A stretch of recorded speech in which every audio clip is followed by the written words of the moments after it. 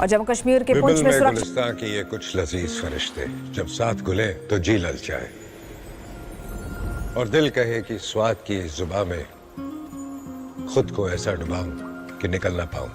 विमल की जुबान कुछ है ही ऐसी, मानते हैं ना? विमल, बोलो जुबान Kesari. Self monitoring simplified.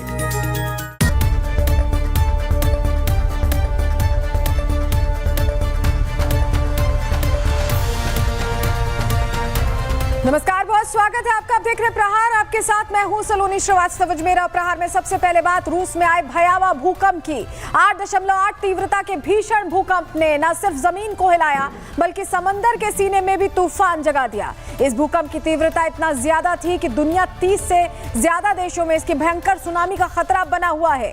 Tsunami की आशंका के बीच तटीय क्षेत्रों में अलर्ट है, लोगों को शिफ्ट किया जा रहा है और ये पहली बार नहीं है। 2011 में जापान में आई सुनामी में हजारों जिंदगियां लहरों में समा गई थी। 2004 की हिंद महासागर त्रासदी अब भी लोगों की आंखों में ताजा है, जब एक झटके में पूरा दक्षिण एशिया सुनामी की जद में आ गया था। तबाही की तस्वीरों के साथ सुनामी अलर्ट की ताजा अपडेट आपको देंगे।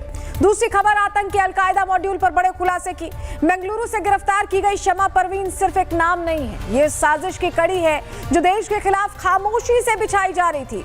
गुजरात एटीएस की कार्रवाई में खुलासा हुआ है कि अलकायदा अब महिला स्लीपर सेल को भी एक्टिव कर रहा है और शमा उसी मॉड्यूल का हिस्सा थी। ये मॉड्यूल देश के कई शहरों में एक्टिव है। कैसे बेंगलुरु जैसे शहर से एक महिला आतंकी ऑनलाइन मास्टरमाइंड बन गई। मास्टरमाइंड शमा पाकिस्तान से सीधे संपर्क में थी। इस खबर पर पूरी जानकारी आपको देंगे। तीसरी खबर, कथावाचकों की बिगड़ती बोली की। एक और हम यत्र नारेस्तु पूज्यन्ते रमन्ते तत्र देवता का पाठ पढ़ते हैं, दूसरी ओर वही मंच जिसे धर्म की शिक्षा देने का स्थान माना जाता है, वहां से आज नारी सम्मान पर प्रश्न चिन्ह लगाए जा रहे हैं। अनिरुद्धाचार्य के बाद वृंदावन के संत प्रेमानंद महाराज ने महिलाओं पर एक ऐसा बयान दे दिया कि हंगामा मच गया। लिव इन रिलेशनशिप पर बात करते करते उन्होंने महिलाओं के चरित्र और पवित्रता पर सवाल खड़े कर दिए। क्या कथावाचक चरित्र प्रमाण पत्र बांटने के विभागाध्यक्ष बन चुके हैं? इस पूरे विवाद पर पूरी जानकारी आपको देंगे। बात यूनेस्सी की रिपोर्ट में टीआरएफ लश्कर गठजोड़ के खुलासे और ऑपरेशन शिव शक्ति की भी होगी। लेकिन चलिए सबसे पहले बात सुनामी के संकट की।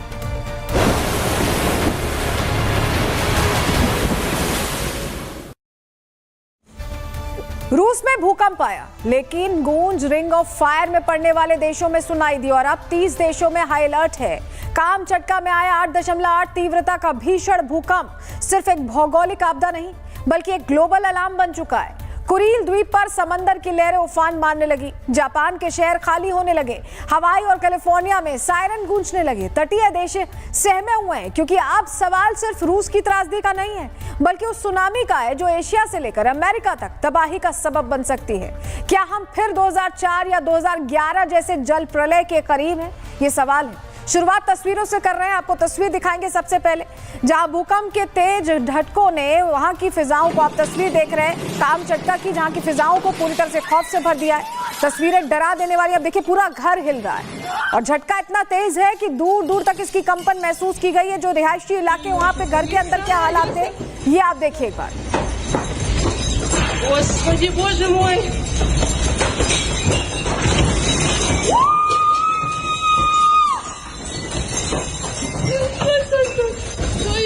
Стой, Господи, Боже мой!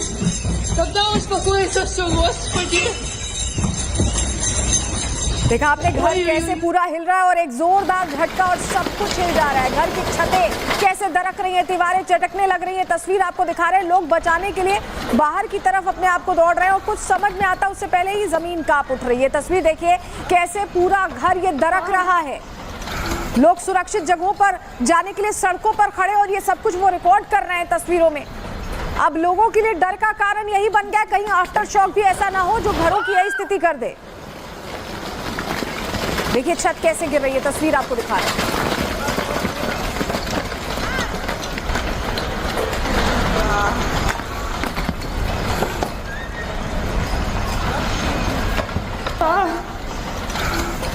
देखिए लोग जान बचाने के लिए सड़कों पर खड़े हैं और उनका घर कैसे टूट रहा है ये तस्वीर देख रहे हैं आप। छत गिरती दिखाई दी। अगली तस्वीर एक स्कूल की है जहां पे कामचटका में स्कूल के आगे का हिस्सा पूरी तरह से गिर गया है, ढह गया है, दीवारें टूट गई हैं और जिस स्कूल में कल तक बच्चे पढ़ते थे आज वहां मलबा पसरा हुआ है।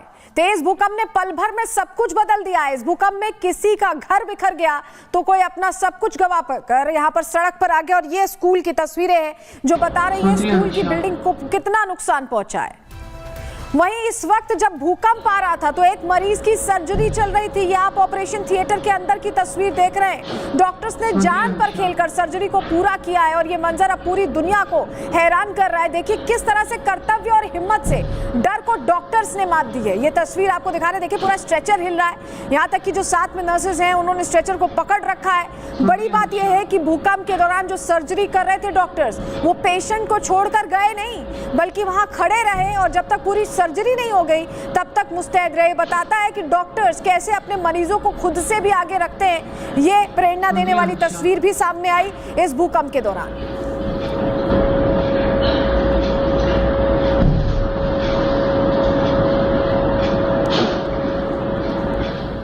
इधर भूकंप के तेज झटकों के बीच जो सड़क पर कार्स खड़ी थी वो खुद ब खुद कैसे हिल रही हैं ये देखिए, जैसे किसी ने जोर से धक्का दे दिया हो। लेकिन ये कोई इंसानी हरकत नहीं थी बल्कि कुदरत का झटका था जो इस तस्वीर में कैद हो गया। देखिए किस तेजी से कार्स हिल रही हैं और कई कार्स में तो लोग भी मौजूद हैं। उन्होंने गाड़ी खड़ी कर दी थी लेकिन इसके बावजूद गाड़ी जोर जोर से हिल रही है। ये तस्वीरों में आप देख पा रहे हैं और ये कुदरत ने झटका दिया है।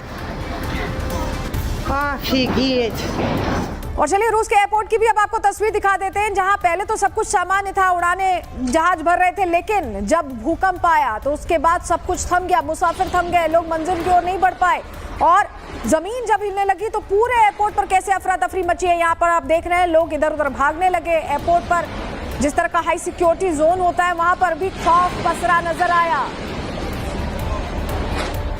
रूस के तटों पर सुनामी की चेतावनी के बाद जो तस्वीरें सामने आ रही वो डराने वाली है। समंदर में उबाल दिख रहा है। आप तस्वीर देखिए, लहरें बेकाबू होती जा रही हैं। लोग इन तस्वीरों को देखकर और ज्यादा सहम रहे हैं। वहीं रूस के कुरील की तस्वीर भी आपको दिखाते हैं, कुरील द्वीप की, जहां पर कुदरती आफत ने बंदरगाह को पूरी तरह से तबाह कर दिया है। आप देखिए इंफ्रास्ट्रक्चर तहस नहस हो गया है। उफनती लहरों ने बंदरगाह को अपने आगोश में ले लिया और ऐसा लग ही नहीं रहा कि यहाँ पर बंदरगाह। ये तस्वीर आप देख रहे हैं कुरील द्वीप की ये तस्वीर है। सेवेरोपुरलिस की भी आपको तस्वीर दिखाते हैं जहां समंदर ने पूरी एक फैक्ट्री को अपनी लहरों में समा लिया है। जहां मछली प्रोसेसिंग प्लांट कल तक था, सैकड़ों लोगों की रोजी रोटी का सहारा था, ये आज वो पूरी तरह से पानी में डूबा हुआ है। मशीनें, कंटेनर्स, इंफ्रास्ट्रक्चर सब कुछ जलमग्न हो गया। ये तस्वीर भी आप देख रहे हैं। वहीं जिस तरह के हालात बने उसको लेकर क्षेत्रीय गवर्नर वालेरी लेमारेस्की क्या कह रहे हैं उनको भी सुनिए। Оперативно провели оповещение населения, провели эвакуацию, на возвышенности. Люди там будут находиться до отмены команды цунами. Предварительно жилой фонд серьезно не пострадал. तो तस्वीर तो आपने देख ली। अब जरा आपको पूरी डिटेल दे देते हैं क्या हालात हैं। रूस के कामचटका में भयंकर भूकंप आया हुआ है। रिएक्टर स्केल पर भूकंप की तीव्रता 8.8 मापी गई है। दुनिया का अब तक का सबसे बड़ा छठा भूकंप है ये और भारत के समयानुसार सुबह करीब 4:54 पर ये आया।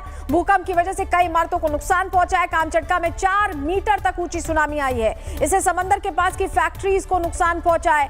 भूकंप में दूसरे देशों में सुनामी का खतरा बढ़ गया है। प्रशांत महासागर में ऊंची ऊंची लहरें उठ रही हैं। जापान, हवाई, कैलिफोर्निया, अलास्का को भी इससे खतरा है। भूकंप सुनामी से अब तक 30 देश प्रभावित बताए जा रहे हैं। इन देशों में सरकार ने अलर्ट जारी कर रखा है। लोगों से समंदर किनारे न जाने की अपील की हुई है। तो अभी तक हम आपको रूस की तस्वीरें दिखा रहे थे, अब जरा जापान का भी सूरत हाल आपको दिखा देते हैं। जापान में किस तरह की स्थिति है। जापान के तटों पर एक बार फिर से समंदर बेकाबू हो गया है। भूकंप के बाद उठी सुनामी की ऊंची लहरें सब कुछ लील जाने पर आमादा है। तस्वीर देखिए, ये तस्वीरें 2011 में आई सुनामी और उससे बची तबाही की दस्तक देती नजर आ रही। उस तरह की यादें ये कहीं ना कहीं झकझोर देने वाली यादें याद दिला रही हैं। तस्वीरें आपको दिखा रहे हैं। अब चलिए जापान के चिगासाकी शहर में किस तरह के हालात है वो भी आपको दिखा देते हैं। समंदर अचानक उफान पर आ गया यहाँ पर और तटीय इलाके पूरे खाली कराए गए। समंदर के इस रौद्र रूप ने एक बार फिर जापान के लोगों में खौफ भर दिया है। ये तस्वीर देख रहे हैं आप जहाँ समंदर उफनता दिखाई दे रहा है।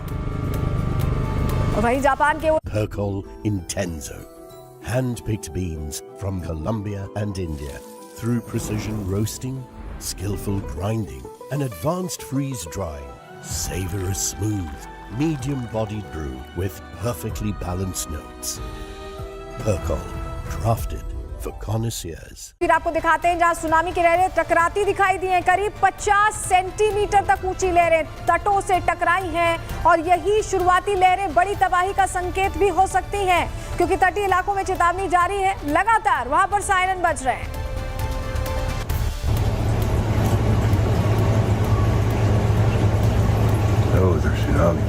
तो जापान में किस तरह के हालात बने आप समझ रहे, लेकिन ऐसे में सुनामी अलर्ट के बीच रेस्क्यू कैसे किया गया, भैया आपको बता देते हैं, जानकारी आपके सामने रखते हैं। भूकंप और सुनामी को देखते हुए जापान अलर्ट है। 20 लाख लोगों को सुरक्षित स्थानों पर पहुंचा दिया गया है। फुकुशिमा परमाणु रिएक्टर को खाली कराया गया है। 21 प्रांतों में लोगों को घर खाली करने का आदेश दे दिया गया है। सुनामी का सबसे ज्यादा प्रभाव होकाइडो, कानागावा और वाकायामा जैसे इलाकों में है। सुनामी की लहरें टोक्यो के पास तक पहुंच गई हैं। टोक्यो का सेंडाई इंटरनेशनल एयरपोर्ट बंद करना पड़ा है। होकाइडो आओमारी को जो फेरी सर्विसेज हैं वो भी बंद कर दी गई हैं, क्योंकि जिस तरह के हालात है वो और खतरनाक हो सकता है फेरी से इस समय ट्रैवल करना। और तस्वीर एक और आपको दिखाते हैं, जापान के तातायामा शहर की आप तस्वीर देख रहे हैं, जहां एक अजीब लेकिन डरावना मंजर दिखाई दिया है। सुनामी की लहरों के साथ कई विशालकाय वेल्स किनारे तक बहकर आ गई हैं। तस्वीर देखिए, ये वेल्स की तस्वीरें हैं और तट का सन्नाटा यहाँ पर दिखाई दे रहा है और रेत पर ये विशालकाय वेल तड़पती दिखाई दे रही है और ये एक बड़े खतरे की दस्तक हो सकती है, क्योंकि ये तस्वीरें बता रही हैं कि कैसे वेल्स भी किनारे पर आ गई हैं। इधर टोक्यो में भूकंप और सुनामी को लेकर हर पल कैसे निगरानी रखी जा रही है उसकी तस्वीर भी आपको दिखा रहे हैं। मॉनिटरिंग टीम हाई अलर्ट पर है। रियल टाइम डेटा जुटाया जा रहा है, क्योंकि समंदर की हर हलचल और धरती की हर थरथराहट एक बड़ी चेतावनी हो सकती है। ऐसे में अलर्ट मोड में ये टीम नजर आ रही है। आप देखिए, पूरे डेटा को मॉनिटर किया जा रहा है। पूरे जापान के अलग अलग इलाकों में किस तरह के हालात है उस पर पैनी नजर रखी गई है। किस तरह से अलर्ट है जापान, मुख्य कैबिनेट मंत्री इसको लेकर क्या कह रहे हैं, उन्हें सुनिए। カムチャツカ半島付近を震源とするマグニチュード 8.7 の地震が発生いたしました。この地震に伴い北海道から和歌山県の太平洋側の沿岸に तो रूस के कामचटका में आया 8.8 तीव्रता का भूकंप सिर्फ रूस की नहीं पूरी दुनिया की नींद तोड़ गया है। सुनामी का डर लौट आया है, वही डर जिसने 2004 में हिंद महासागर को लीन लिया था और 2011 में जापान की तबाही को इतिहास में दर्ज कर दिया था। अब फिर से सायरन बज रहे, तट खाली कराए जा रहे, लहरें तबाही की ऊंचाइयां छू रही हैं। क्या फिर वही विनाश आने वाला है? रूस से शुरू हुई ये कुदरती हलचल क्या इंसानी दुनिया को फिर चीर कर रख देगी? समझिए।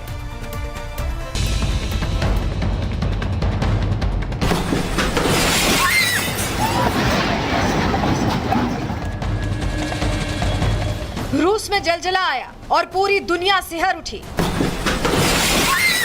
रूस में धरती कांपी और रिंग्स ऑफ फायर में सुनामी वाली सनसनी फैल गई।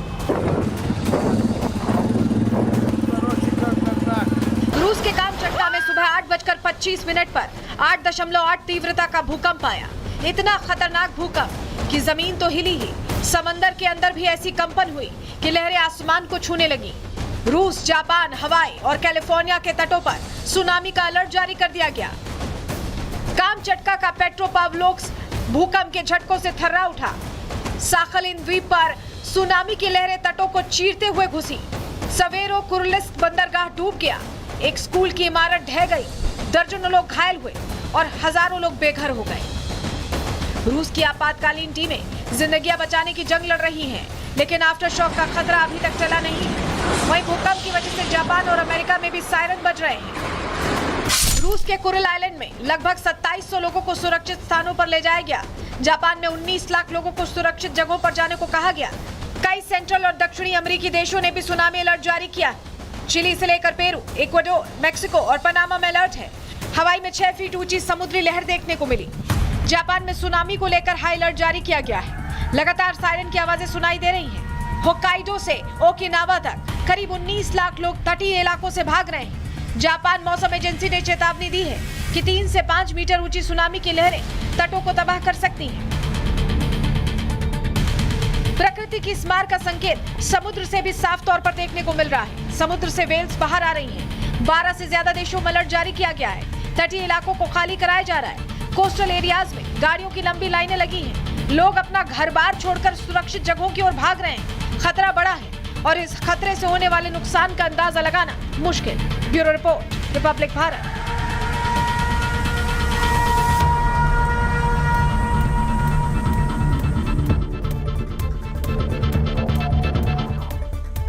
देखिए 2011 की तबाही आज भी जापान की जमीन पर दर्ज है। जापान एक बार फिर उसी मोड़ पर खड़ा दिख रहा है। जापान में 2011 में क्या हुआ था जान लीजिए। भीषण तबाही उस दौरान मची थी।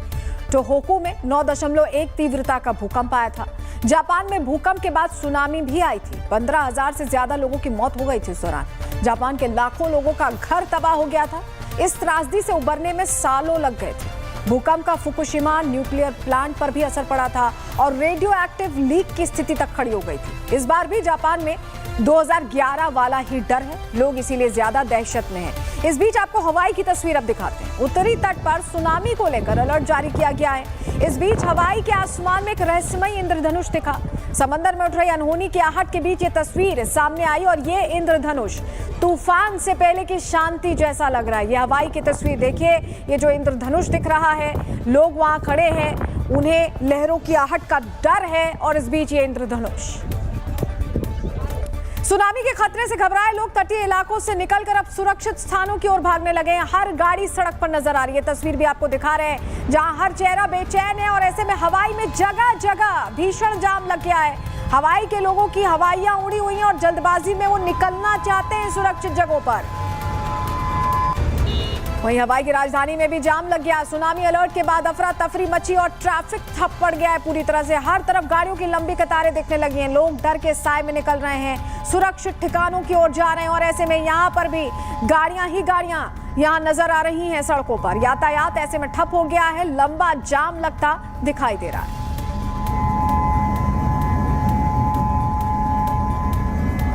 जो हॉकिंग आप सुन रहे हैं ये गाड़ियां क्योंकि बहुत पर जाना है, लेकिन इस लंबे जाम की वजह से वो सड़क पर ही अटके रहे हैं क्योंकि उन्हें सुरक्षित जगह पर जाना है, लेकिन इस लंबे जाम की वजह से वो सड़क पर ही अटके हुए हैं।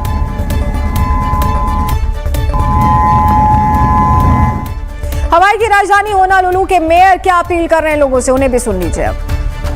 If you're watching us right now, no doubt you understand that we're under a full tsunami alert here. And so that said, we at this point are taking that most seriously. And our appeal to you is to, if you're in a low-lying area, get yourself safe, get to higher ground. Okay, we ask people to stay calm, cooperate. We know the roads are full out there. Our anticipation right now. और जरा आपको भारत की भी तस्वीरें दिखा देते हैं। कुदरत का कहर सिर्फ जापान, अमेरिका, इंडोनेशिया और रिंग्स ऑफ फायर में नहीं बल्कि भारत में भी देखा जा रहा है। मूसलाधार आफत ने भारत के कई राज्यों में हाहाकार मचाया हुआ है। मध्य प्रदेश के शिवपुरी में सिंध नदी उफान पर है। हालात बेकाबू देखते हुए डैम के 10 गेट खोलने पड़े हैं। तेज बहाव में नदी और रौद्र रूप में और निचले इलाकों में अलर्ट जारी कर दिया गया है। लोगों को कैसे निकाला जा रहा है अब तस्वीर देख रहे हैं। हर रोज पानी पानी नजर आ रही है। देखिए जो 10 गेट्स खोले गए जिसका जिक्र मैं कर रही थी वो तस्वीर आपके सामने है। प्रशासन मुस्तैद है लेकिन चुनौती यहाँ भी बड़ी दिखाई दे रही है। और सवाई माधोपुर की जरा तस्वीर अब आपको दिखा देते हैं जहां बारिश ने कहर ढा रखा है। बाढ़ के सैलाब में सड़क बह गई है। जिस रास्ते से लोग रोज गुजरते थे अब वहां पानी की धारा बह रही है। तस्वीर देखिए, इलाके में आवाजाही लगभग ठप हो चुकी है। देखिए पूरी सड़क बीच से कैसे टूटी हुई है, ये आप तस्वीर में देख रहे हैं। आपको लग रहा होगा कि ये सड़क है, आपको लग रहा है ये नहर है। दरअसल ये सड़क हुआ करती थी, लेकिन भारी बारिश के बाद बाढ़ जैसे हालात से पूरी की पूरी सड़क बहती दिखाई दे रही है। ये तस्वीर आप देखिए, ये सवाई माधोपुर की तस्वीर है। और चलिए अब अलीराजपुर की तस्वीर आपको दिखा रहे हैं जहां एक बड़ा हादसा होते होते टल गया है, बच गया है। नदी पार करते वक्त एक शख्स पानी के तेज बहाव में कैसे फंसा, ये वो तस्वीर देख रहे हैं आप। लेकिन किस्मत ने साथ दिया और वो बाल बाल बचा है। कैसे खुद को बचाते हुए आगे बढ़ने की कोशिश कर रहा है। ये तस्वीर देखिए, नदी पार करते वक्त ये हादसा भयावह तस्वीरों में बदल सकता था, लेकिन शायद इस शख्स की किस्मत काम कर गई और ये बाल बाल बच गया। तो ये तस्वीरें हम आपको दिखा रहे हैं। धौलपुर की भी तस्वीर जरा आपको दिखा देते हैं कैसे हालात है। राजस्थान के धौलपुर में भी हालात बिगड़ते जा रहे हैं। तस्वीर में साफ दिख रहा है कि नदी का जलस्तर लगातार बढ़ रहा है। बाढ़ का पानी अब रिहायशी इलाकों की ओर बढ़ रहा है और जलस्तर देखिए कितना तेजी से बढ़ रहा है, बहाव भी तेज है। और ऐसे में अब ये पानी रिहायशी इलाकों की तरफ रुख कर रहा है, जिससे लोगों में डर और दहशत का माहौल है। तो हालात भारत में भी अलग अलग जगहों पर बारिश के बाद कुछ इस तरह के दिखाई दे रहे हैं।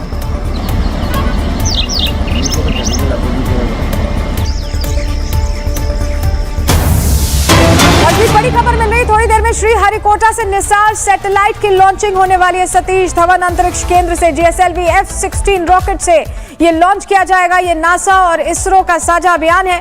पृथ्वी की सतह को स्कैन करेगा निसार सैटेलाइट। निसार सैटेलाइट से कुदरती तबाही का पहले से ही अलर्ट मिलेगा। ये तस्वीर देख रहे हैं, थोड़ी देर में ये लॉन्चिंग होने वाली है। नासा और इसरो का ये साझा ऑपरेशन है जिसके जरिए पहले से ही हमें मौसम की सटीक जानकारी मिल पाएगी। सतीश धवन अंतरिक्ष सेंटर से ये नासा और इसरो का 42 किलोमीटर्स जो ऑपरेशन है उसकी तस्वीर आप देख रहे हैं। सिर्फ 24 मिनट बचे हैं, पृथ्वी की सतह को ये स्कैन करेगा निसार। प्रक्षेपण देखा और आज हम पूर्णतः तैयार हैं, सज्ज हैं के सामने GSLV F-16 लॉन्च व्हीकल का इंटीग्रेशन वीडियो प्रस्तुत है। We bring to you the integration video of GSLV F-16 mission here at Satish Dhawan Space Center, Sriharikota.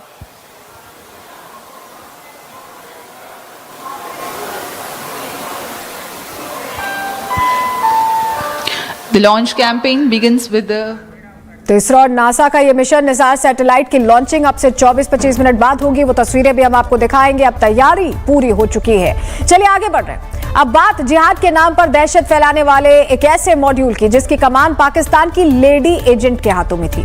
आपको यकीन नहीं होगा, लेकिन आसिम मुनीर के इशारों पर ये लेडी एजेंट अलकायदा के लिए भारत में जिहादी नेटवर्क तैयार कर रही थी। ये बुर्का नशी स्लीपर सेल की पूरी फौज तैयार कर रही थी। गजवाए हिंद का झंडा हाथ में लिए पाकिस्तान की लेडी एजेंट भारत में दहशत का साम्राज्य स्थापित करना चाहती थी।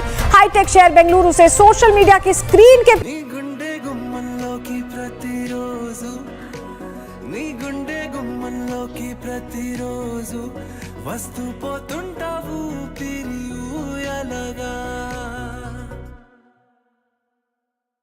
और बेंगलुरु से शमा परवीन जिसकी गिरफ्तारी हुई है। ये महिला सोशल मीडिया पर जहरीली सोच का प्रचार कर रही थी और खामोशी से स्लीपर सेल तैयार कर रही थी। गुजरात ATS की गिरफ्त में आई ये महिला आतंकी अलकायदा के उस प्लान का हिस्सा थी जो दिल्ली, नोएडा और अहमदाबाद तक फैला हुआ था। ये तस्वीर देख रहे हैं आप, गिरफ्त में आ चुकी है ये। इससे पहले गुजरात ATS ने 23 जुलाई को नोएडा, दिल्ली, यूपी और गुजरात से 4 आतंकियों को अरेस्ट किया था। इन्हीं की निशानदेही पर शमा परवीन की, जिसकी तस्वीर अभी हम आपको दिखा रहे थे, उसकी गिरफ्तारी हुई है। लेकिन शमा परवीन कैसे सामने आई, क्या कुछ डिटेल्स इसके बारे में अब तक सामने आ चुकी। चलिए पूरी जानकारी आपको फटाफट दे देते हैं। अलकायदा की लेडी मास्टरमाइंड शमा परवीन गिरफ्तार हो चुकी है। गुजरात ATS ने बेंगलुरु से शमा परवीन को अरेस्ट किया है। शमा परवीन ऑनलाइन आतंकी मॉड्यूल चला रही थी। शमा परवीन के पास से कई इलेक्ट्रॉनिक सामान मिले हैं। शमा परवीन पाकिस्तान के आतंकियों के संपर्क में थी और अब तक कुल 5 आतंकियों को गिरफ्तार इस पूरे मामले में इससे जुड़े हुए किया जा चुका है। इससे पहले बेंगलुरु, गुजरात, दिल्ली और नोएडा से 4 आतंकी गिरफ्तार हुए थे। 30 साल की परवीन सोशल मीडिया के जरिए अलकायदा से जुड़ी हुई थी और सोशल मीडिया के जरिए ही युवाओं को भारत विरोधी गतिविधियों में शामिल करने की इसको जिम्मेदारी दी गई थी, जिस पर यह काम कर रही थी। तो बेंगलुरु में शमा परवीन की गिरफ्तारी अब हो चुकी है, लेकिन यह गिरफ्तारी उस नए आतंकी फ्रंट का पर्दाफाश है जो अब चेहरा और तरीका दोनों ही बदल चुका है। गुजरात ATS की इस कार्रवाई ने बता दिया कि अब आतंक की अगली खेप के निशाने पर भारत का भविष्य है, भारत की आंतरिक सुरक्षा है। सोशल मीडिया अब सिर्फ झूठ का अड्डा नहीं है, अब जिहादी ब्रेन वॉश की फैक्ट्री भी बन चुका है। आतंकी संगठनों ने भारत में महिला स्लीपर सेल के जरिए नया मोर्चा तैयार करने की साजिश रची थी।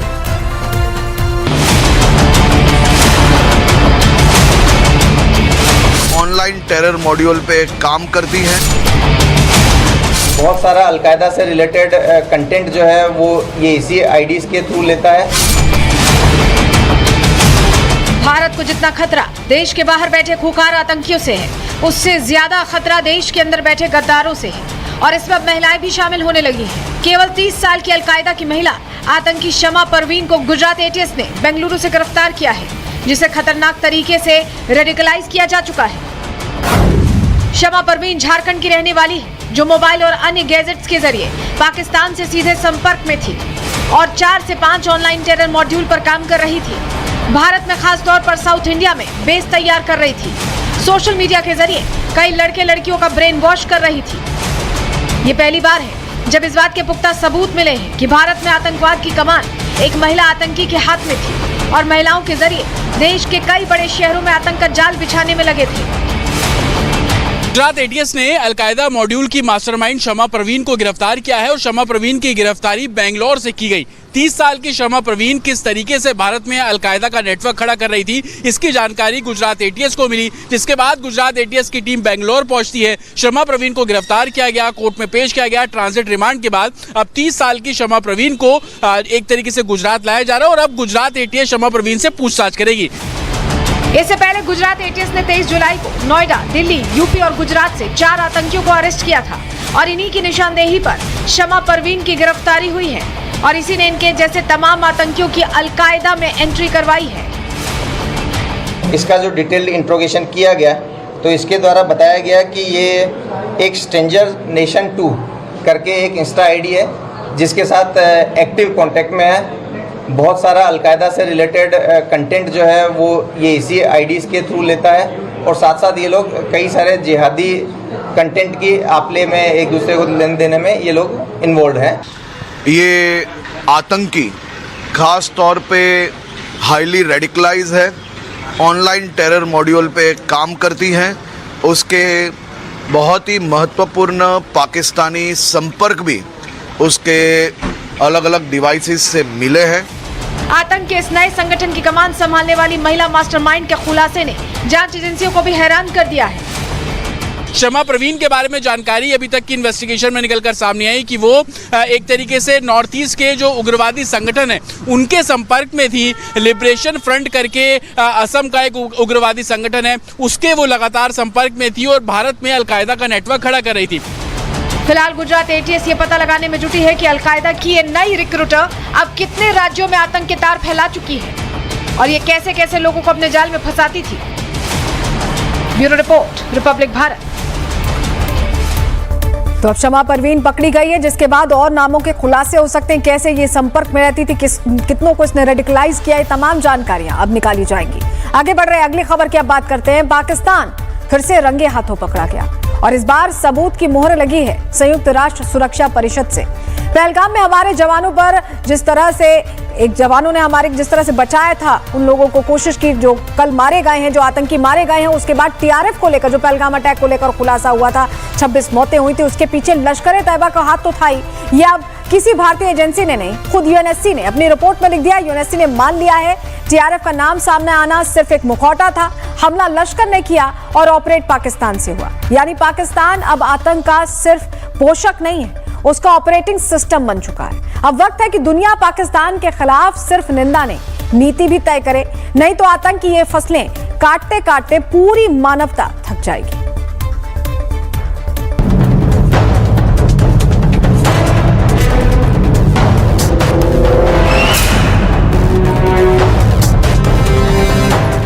दुनिया के सामने एक बार फिर पाकिस्तान बेनकाब हो गया है। आतंक को लेकर उसके झूठ और चालें अब छुप नहीं पा रही हैं और अब खुद संयुक्त राष्ट्र सुरक्षा परिषद की रिपोर्ट ने इस पड़ोसी मुल्क की असलियत दुनिया के सामने उजागर कर दी है। यूएनएससी की एक अहम रिपोर्ट में खुलासा हुआ है कि जम्मू कश्मीर के पहलगाम में हुए भीषण आतंकी हमले के पीछे पाकिस्तान में मौजूद आतंकी संगठन लश्कर तैयबा का सीधा हाथ है। यूएनएससी की रिपोर्ट में साफ लिखा है कि टीआरएफ ने पहलगाम हमले की 2 बार जिम्मेदारी ली, फिर पीछे हट गया। टीआरएफ ने पहलगाम हमले वाली जगह की तस्वीरें भी जारी की थी। पाकिस्तानी आतंकी संगठन लश्कर की मदद के बिना ऐसा करना टीआरएफ के लिए संभव नहीं है। टीआरएफ और लश्कर के बीच संबंध है। यूएनएससी की रिपोर्ट में कहा गया कि लश्कर के बिना पहलगाम में अटैक नहीं हो सकता था, लश्कर के इशारे पर ही हमला किया गया था। यूएन की रिपोर्ट ऐसे वक्त में आई है जब पाकिस्तान पहलगाम को लेकर दुनिया में झूठ परोस रहा है। पहलगाम अटैक के बाद से ही पाकिस्तान टीआरएफ और लश्कर तैयबा को बचाने में जुटा है। हालांकि भारत ये बात पहले से कहता आ रहा है कि पहलगाम हमले के पीछे पाकिस्तान का ही हाथ था। खुद गृह मंत्री अमित शाह ने भी लोकसभा में विपक्ष को जवाब देते हुए बताया कि ऑपरेशन महादेव के तहत जो तीनों आतंकी मारे गए थे वो पाकिस्तानी ही थे। हमारे पास प्रूफ है, वो भी मैं सदन के सामने रखना चाहता हूँ कि तीनों पाकिस्तानी थे। 3 में से 2 के पाकिस्तान के वोटर नंबर भी आज हमारे पास उपलब्ध है। मान्यवर, ये राइफलें हैं, ये राइफलें भी हमारे पास उपलब्ध है। इनके पास से जो चॉकलेटें मिली हैं, वो चॉकलेटें ढोक में से मिली, वो भी पाकिस्तान की बनाई हुई चॉकलेट है। भारत लंबे समय से पाकिस्तान को आतंक का एक्सपोर्टर कहता आया है और अब ये रिपोर्ट भारत के पक्ष को मजबूत कर रही है। यूएनएससी की ये रिपोर्ट एक बार फिर बताती है कि आतंक की जड़ें कहां से निकलती हैं और अब पाकिस्तान के लिए ये नकारना मुश्किल है। अब सवाल ये है कि क्या अब दुनिया सिर्फ निंदा तक सीमित रहेगी या कोई ठोस कार्रवाई भी होगी। Bureau report, Republic Bharat.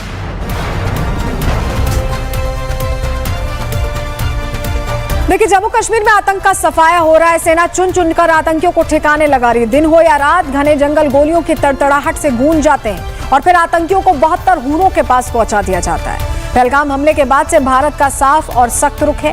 एक भी आतंकी और उसके आका को जीने नहीं देंगे। उसकी अंतिम सांस भी सेना की गोली के साथ ही खत्म होगी। लिहाजा जम्मू कश्मीर में ताबड़तोड़ एनकाउंटर किया जा रहा है और आज भी सेना ने ऑपरेशन शिव शक्ति चलाकर 2 दहशतगर्दों का काम पूरी तरह से तमाम किया है। चलिए पूरी डिटेल ऑपरेशन शिव शक्ति पर पहले आपको दे देते हैं।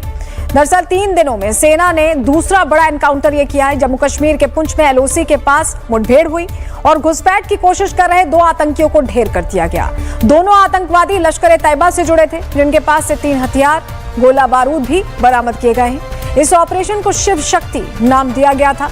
तो पहले ऑपरेशन महादेव और ऑपरेशन शिव शक्ति किया गया है। घाटी में घुसपैठ की साजिश को फिर से नाकाम कर दिया गया है। ऑपरेशन महादेव के बाद अब सेना का शिव शक्ति प्रहार सामने आया। ये मुठभेड़ बताती है कि भारत ने आतंक को डायरेक्ट हिट करने का प्लान बना लिया है और उस पर काम भी कर रहे हैं। संसद में गृह मंत्री अमित शाह भी आतंक के खात्मे का संकल्प दोहरा चुके हैं। ऑपरेशन शिव शक्ति से पहले पहलगाम में मूसा जैसे मास्टरमाइंड को मारा गया और अब पुंछ में 2 और ढेर हुए हैं। साफ है कि सेना किसी भी आतंकी को बख्शेगी नहीं।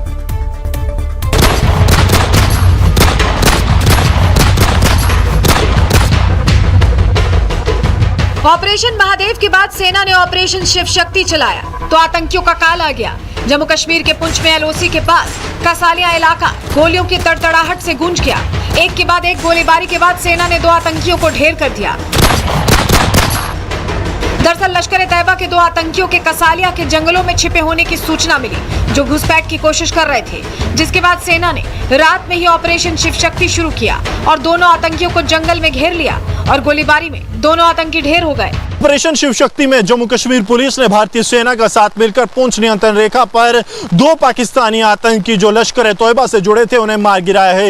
ये दोनों आतंकी देर रात घुसपैठ की कोशिश कर रहे थे, लेकिन जम्मू कश्मीर पुलिस के पास पहले से ही जानकारी थी कि पाकिस्तान अपने 3 बड़े आतंकी कमांडर्स जिब्रान के साथ साथ उसका साथी हमजा अफगानी और सुलेमान के पहलगाम आतंकी हमले में शामिल इन आतंकियों के श्रीनगर के दाचिगाम में मारे जाने के बाद बड़े आतंकी कमांडर्स को भारतीय सरजमीन पर भेजने की कोशिश कर सकता है। दोनों आतंकी पहलगाम हमले से जुड़े बड़े प्लान का हिस्सा थे और किसी नई साजिश पर काम कर रहे थे, जिसको सेना ने ढेर कर दिया है। इससे पहले सेना ने ऑपरेशन महादेव चलाकर पहलगाम हमले के 3 आतंकियों को मार गिराया था, जिसमें पहलगाम हमले का मास्टरमाइंड मूसा भी शामिल था। श्रीनगर के दाचिगाम जंगलों के पास चलाए गए आतंक विरोधी ऑपरेशन महादेव के दौरान सुरक्षा बलों को विदेशी साजिश के भी पुख्ता सबूत मिले थे, जिसका संसद में गृह मंत्री अमित शाह ने भी जिक्र किया था। पुलिस के इस इनपुट पर कार्रवाई करते हुए भारतीय सेना ने पुलिस के साथ मिलकर एक साझा अभियान लॉन्च किया और पुंछ के कसलियां इलाके में जो गुलपुर सेक्टर में पड़ता है, यहां देर रात ऑपरेशन के दौरान 2 पाकिस्तानी आतंकियों को सुरक्षा बलों ने मार गिराया। मारे गए दोनों आतंकी संगठन लश्कर-ए-तैयबा से जुड़े हुए हैं और इनके पास से सुरक्षा बलों को 3 हथियार बरामद हुए हैं, जो AK सीरीज की राइफल्स बताई जा रही हैं। इसके अलावा भी आतंकियों के पास ग्रेनेड और बाकी साजो सामान आतंक का एक बड़ा जखीरा बरामद हुआ है। फिलहाल सेना आतंकियों के खिलाफ लगातार कार्रवाई कर रही है और सीमा पार से घुसपैठ की कोशिश करने वाले आतंकियों को जहन्नुम पहुंचा रही है। Bureau report, Republic Bharat. Visas at ₹1 to almost anywhere in the world. Atlas One Way Out sale only on 4th and 5th August. समाज को सद्भाव और मर्यादा का पाठ पढ़ाया जाना चाहिए। वो वाणी जिससे प्रेम, शांति और श्रद्धा की वर्षा होनी चाहिए।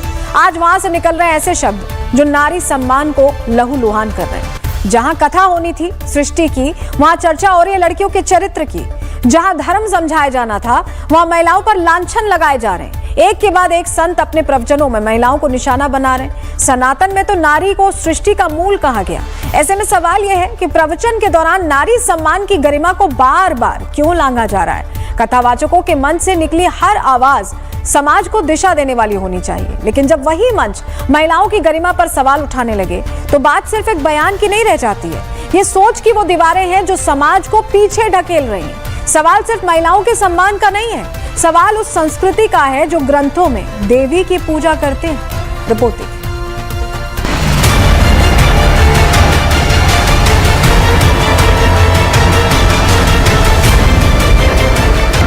वो मंच जहां से भक्ति बरसनी चाहिए, वहां अब शब्दबाण चल रहे हैं। वो संत जिन्हें समाज का मार्गदर्शक कहा जाता है, अब वही समाज की आधी आबादी पर सवाल उठा रहे हैं। कभी चरित्र पर टिप्पणी, कभी रिश्तों पर उंगली, वो भी उन लोगों की जुबान से जो खुद को धर्म के रक्षक कहते हैं। कथा के माध्यम से समाज को दिशा देने का दावा करते हैं। एक के बाद एक कथावाचकों के ऐसे बयान सामने आ रहे हैं जो सिर्फ महिलाओं की गरिमा नहीं, बल्कि संत परंपरा की मर्यादा पर भी सवाल खड़े कर रहे हैं। ताजा मामला वृंदावन के संत प्रेमानंद महाराज का है। धार्मिक प्रवचन के बीच उन्होंने महिलाओं को लेकर जो बातें कही, वो न सिर्फ चौंकाने वाली है, बल्कि बेहद आपत्तिजनक भी है। 100 में कोई 2-4 कन्याएं ऐसी होंगी जो अपना पवित्र जीवन रखकर किसी पुरुष को समर्पित होती होंगी। कैसे वो सच्ची बहू बनेगी?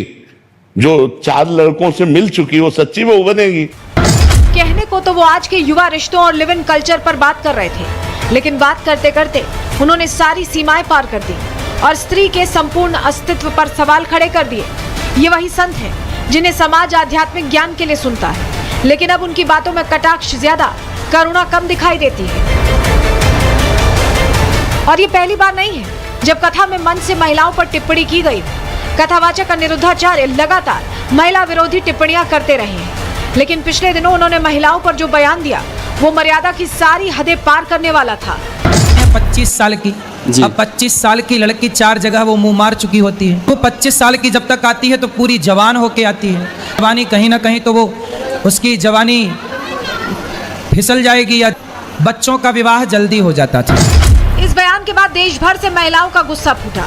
कई सामाजिक संगठनों ने इसे महिलाओं का सार्वजनिक अपमान बताया। महिला आयोग को भी दखल देना पड़ा। और अब जब प्रेमानंद महाराज के बोल भी उसी राह पर बढ़ते दिखे, तो सवाल ये है कि क्या कथावाचकों को समाज पर बोलने की आजादी है, लेकिन महिलाओं की गरिमाओं को ठेस पहुंचाने का हक भी है? वेद कहते हैं कि यत्र नार्यस्तु पूज्यन्ते रमन्ते तत्र देवता, लेकिन आज उसी वेद पर बात करने वाले उसी नारी को कटघरे में खड़ा कर रहे हैं। प्रेमानंद जी महाराज जी ने जो भी लड़कियों के विषय में उन्होंने कहा है, वह पूर्ण सत्य है। आज के समाज में लाखों से लड़कियां संपर्क रही हैं कर, जिनके चरित्र पर दाग लग रहा है।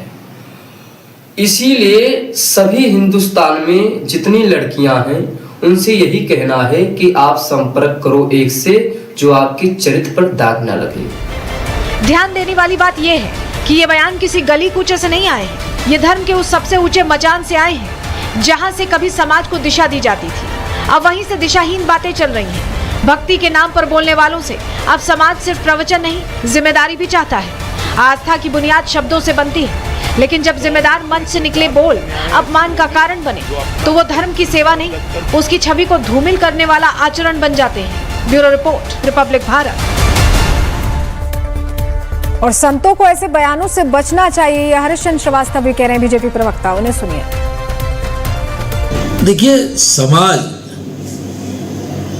संतों की वाणी से प्रेरित होता है और संतों की जो वाणी होती है उसका समाज पर व्यापक असर होता है।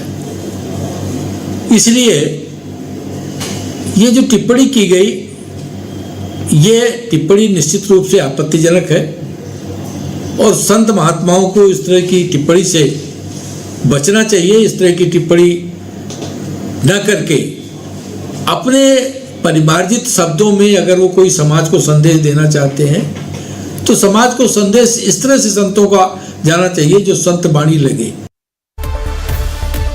इधर संत अब समर्थन में खड़े हो गए, उन्हें भी सुनिए। अनिरुद्धाचार्य जी के जो दैनिक क्रियाकलाप हैं वो भारत के अंदर बहुत विशिष्ट हैं। जो कथावाचक संप्रदाय हमारा है उसमें जो कृत्य शायद अनन्य दूसरे कथावाचक शायद न कर पाए हों, वो सारा कार्य श्री अनिरुद्धाचार्य जी ने किया। हमारे प्रेमानंद महाराज या अनिरुद्धाचार्य महाराज जी ने जो कहा है सबके लिए नहीं कहा, कुछ लड़कियों के लिए कहा है कि 25 साल के बाद 30 साल के बाद हम शादी करेंगे। तो ये कलयुग चल रहा है। जैसे आप एक महिला हैं, आप खुद सोचिए कि सबके लिए तो कहा नहीं है। उन्होंने कुछ लड़कियों के लिए कहा है और बिल्कुल मैं समर्थन करता हूँ कि उन्होंने सत्य कहा है, इसमें जरा सा संदेह नहीं है। पहली बात तो ये है कि सबको बराबरी का हक है और बराबरी से रहना चाहिए और सबको बराबरी का हक दिया जा रहा है, इसमें कहीं भी दो राय नहीं है। और संतों के वक्तव्य को लेकर इस तरह से ना उछाला जाए, क्योंकि वह संत जो है ब्रह्मचर्य का पालन करना सिखाते हैं। वहीं यूपी में मंत्री संजय निषाद भी कह रहे हैं कि ऐसे बयानों से संत को बचना चाहिए, संत ऐसी बातें ना कहें। सुनिए। इस तरह का बयान देना चाहिए या आप इसको किस तरह से इस बयान को लेते हैं? क्या कभी कोई ऐसा राष्ट्रीय मार्गदर्शक कोई निकल कर सामने आएगा जो राह दिखाएगा? क्योंकि इस बात पे तो कोई बोलना नहीं चाहता, क्योंकि हर आदमी को लगता है बोल के हम फंस न जाएं। देखिए, सबका समस्या का समाधान संविधान है। देश संविधान से चलता और संविधान में सबकी जगह दी है सम्मान प्राप्त करने का, सुरक्षा, समृद्धि का। तो आज महिलाओं को जहाँ पूजनीय और उनको अवसर प्रदान कर रहा है, वहाँ अपमानित का जगह नहीं है। धर्माचार्यों को धर्म के प्रचार के अलावा किसी के ऊपर टीका टिप्पणी से बचना चाहिए। नारी शक्ति से सर स्वामी जी लोगों को माफी भी मांगना चाहिए। निश्चित रूप से इस पर उनको आना चाहिए और अपनी गलतियों को सुधारने का वक्तव्य देना चाहिए। और चलिए अब बात कर लेते हैं नाइसार सैटेलाइट की, जिसकी लॉन्चिंग श्री हरिकोटा के सतीश धवन अंतरिक्ष केंद्र से महज 4 मिनट बाद अब होने वाली है। GSLV F-16 रॉकेट से लॉन्चिंग होगी और इसकी तैयारी पूरी है। महज 4 मिनट बचे हैं। नाइसार सैटेलाइट जब लॉन्च किया जाएगा, ये नासा और भारतीय एजेंसी इसरो ने मिलकर बनाया है और ये सैटेलाइट 97 मिनट में आपको बताएं पृथ्वी का चक्कर लगा लेगा। 12 दिनों में 1173 चक्कर लगाकर ये पृथ्वी की लगभग हर इंच जमीन को मैप कर लेगा, उसे माप लेगा और इसके पास बादलों, घने जंगल, धुएं और यहाँ तक कि अंधेरे में भी देखने की क्षमता है। ये धरती की सतह पर बहुत छोटे बदलावों को भी देख सकता है। बहुत हाईटेक सैटेलाइट है ये नाइसार, जिसे लॉन्च किया जा रहा है। इसका पूरा नाम NASA ISRO synthetic aperture radar है। इसे अमेरिका स्पेस एजेंसी, नासा और भारतीय एजेंसी इसरो ने मिलकर बनाया है और उसकी लॉन्चिंग अब 3 मिनट 30 सेकंड बाद होनी है। क्लोज लूप गाइडेंस के अंतर्गत देखिए ये सैटेलाइट जब जा रहा है तो ये किस तरह का फायदा हमें देगा, मुख्य उद्देश्य क्या है, ये भी आप समझ लीजिए। नाइसार मिशन का मुख्य मकसद है धरती और उसके पर्यावरण को करीब से समझना। ये सैटेलाइट खासतौर पर 3 चीजों पर नजर रखेगा, जमीन और बर्फ के बदलाव पर। ये देखेगा कि धरती की सतह या ग्लेशियर्स में कितना बदलाव हो रहा है, जैसे जमीन का धंसना या बर्फ का पिघलना, ये सारी चीजें मॉनिटर करेगा। दूसरा जिस पे इसकी नजर होगी, ये जमीन की पारिस्थितिक तंत्र पर। गुलिस्तां के ये कुछ लजीज फरिश्ते जब साथ घुलें तो जी ललचाए और दिल कहे कि स्वाद की जुबान में खुद को ऐसे डुबाऊं कि निकल ना पाऊं। विमल की जुबान कुछ है ही ऐसी, मानते हैं? विमल बोलो जुबान कैसी? विमल में गुलिस्तां के